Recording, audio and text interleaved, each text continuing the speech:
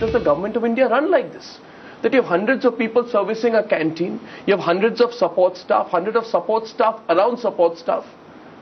I'm not discounting the good work you've done in the ministry, but these are genuine problems, and these are legacy problems which we are facing, and I cannot take that overnight away from the carrier's cost structure. But I can certainly say that yes, that is one of the most important areas we have to address in the days to come. I have 5-6 questions on Air India. Please don't get an impression, Mr. Patel, that in the course of this conversation that I'm only listing out all the negatives, because there are people who will say Praful Patel has done good work. It's in your time we have some snazzy airports. There's a lot of private sector investment which has happened, which is welcome. Consumers have more choice. But I'm talking economics today. On Air India, few questions. Air India Express till date, the great idea Air India Express that flies up, till date has not even filed its balance sheet after being in the business for the last 6 or 7 years. Now, is that or is that not irresponsible management? Well, it is irresponsible management. Absolutely irresponsible. But I can tell you again, with a great deal of satisfaction, that Air India Express, whatever figures have been given to me by the Air India management, have proven that Air India Express is a success. It has made money, and after paying 25% gross revenue to the parent Air India on its low-cost operations, is doing pretty well. No, but I do agree business practices about the balance sheet. It's not filed how do you have a company, an airline, without filing a balance sheet for 6 to 7 years? Where's the answerability? And as far as your claims on Air India Express, Mr. Patel, it will also be argued. You ended up taking, all business class travel goes to other airlines. Low revenue travel comes to Air India. So as a business model, not really. This is an extension of the Air India brand. It is not taking away anything from the core Air India, the operations. So Air India operations, while they continue, this is an add-on business, because as you know, both domestically and internationally, there is a lot of low-cost airlines coming into the picture, and Air India had to join the club of low-cost carriers to be able to take on that competition. The second question I have about 111 planes. 111 planes, I think some 45,000 crores. Yes. 45,000 crores. Explain to me the logic behind these 111 planes at A, global times that we live in. B, the fact that you have idle capacity, you could have deferred the supply. Why did you not rationalize on that? No, you see, it's family silver. No. Look at it, as I said, all these 111 planes are exactly replacement for the older planes, which were 15 to 20 years old. Yeah. Now, as I said, you either run Air India with new planes, or you decide to close Air India or sell it off.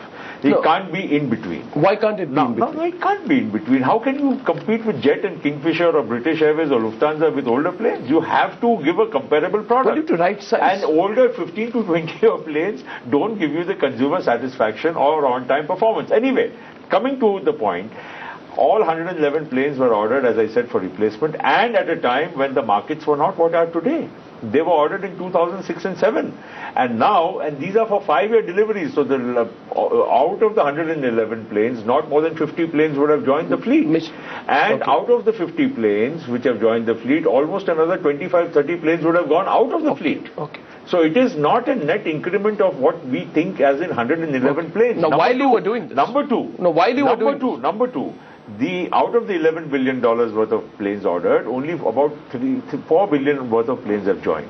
Number two, it is for the management to decide whether they want to go in for acquisition based on the original assessment, or they want to slow down. Mr. Patel, we are not going to push them Mr. Patel, tell me, this, when you were doing all this, the 4,000, 5,000 crore loss, 15,000 crore credit limit, being exhausted, this can't have happened overnight. This can't have happened overnight. My question to you is, did you not see this coming? Arnab, if you look at the last 3 years, my continuous statements, which have not been welcomed by my employees in Air India, has been perform or perish. Why have I been saying that? I have been seeing the writing on the wall. I have been telling everybody. My angst has been, voiced by me over television, over media, in the print media. I have been going and talking to the employees. Ask them how many times I have been to the Air India headquarters in Delhi, in Mumbai. But there is a feeling that I have gone and addressed them in hangars and told them that they have to respond. There is a feeling that you always go down to the lowest common denominator and absolve the top management. No, I do not No, say that. there is a feeling that you're harsher on the unions than on the management. No. I am not harsher on the unions than on the management. Can you imagine a top change of the CMD in less than a year, in the middle of an election? What does that mean? I'm not trying to run down anybody, but at the same time, it means that government is serious. I was an outgoing minister. I didn't know whether we were going to come back. I want to know, Mr. Patel, are you giving yourself 5 years to sort this out or sort it out? I am giving Air India exactly 24 months to come out of this mess. And I can tell you with a sense of responsibility again, that the new CMD, the new management team which will come into effect in a very short time, which you will see, we are going to advertise globally for Chief Operating Officer. We are going to get the finest board of the topmost people who are going to make things accountable there. We're going to effect a major restructuring at the top level. And if it does not happen, Mr. Patel, in fiscal terms, I'm asking you personally, because if you've led this ministry now, you're going to have to lead it 5, 6, 7 years. I as a minister or the ministry can only do so much to support them.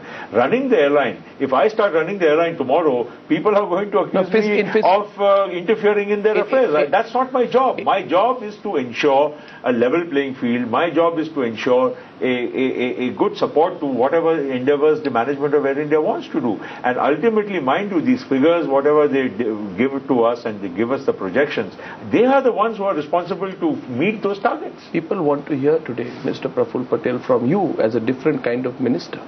You put yourself up against the wall in this kind of a situation. They want to hear from you that if I don't deliver, I don't stay.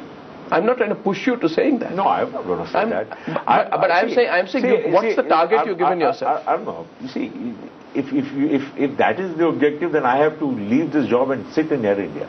If I'm sitting in Air India, I'm responsible. I am supporting its government. I give a level playing field. I give a platform. I'm the Minister for Civil Aviation. You're trying to make me the Minister for Air India. That's not going to happen. After all, I am responsible for the entire sector. I am equally responsible to a private carrier, to my public carrier, to airports, to international carriers. After all, what is my job? My job is to facilitate the growth of the sector. You are pinning me down to performance of only one limited issue, and that is of Air India, for which, yes, as government, we own it, we are responsible. I'm not taking that away from me. But at the same time, I will also have to be, supported by every single person, those 31,000 people from top to bottom, in the endeavor which they want to go ahead with and supported by us. I cannot be held responsible for every single action of Air India. After all, if I do front seat driving, then I'm responsible. Neither am I doing back seat driving, because if I do that, then again, you will ask me, why are you interfering in the affairs of Air India? It's not true. Mr. Patel, you have to understand the real and the larger picture. I do understand. And do you wish sometimes, when you walk out of the office, that this had not been the ministry you should have come back to? No, there's nothing wrong with the ministry, and every ministry has its challenges. And if you... Why are you giving me a diplomatic reply? What is the diplomatic about it? When I came into this ministry in 2004, all was not well here either. That's true. And then when things started going well, you didn't come and compliment me, Arnab. And if things are going bad, it's not just because of the ministry, it's because of a global situation. And aviation, mind you, is completely a different kind of a sector. It's very linked to the global economy. And if fuel prices went to $147, and then the global recession set in, and then 26/11 happened in India, if today with lower fares people are flying less, I sincerely feel that you understand that this is not an issue only of aviation, but a larger issue.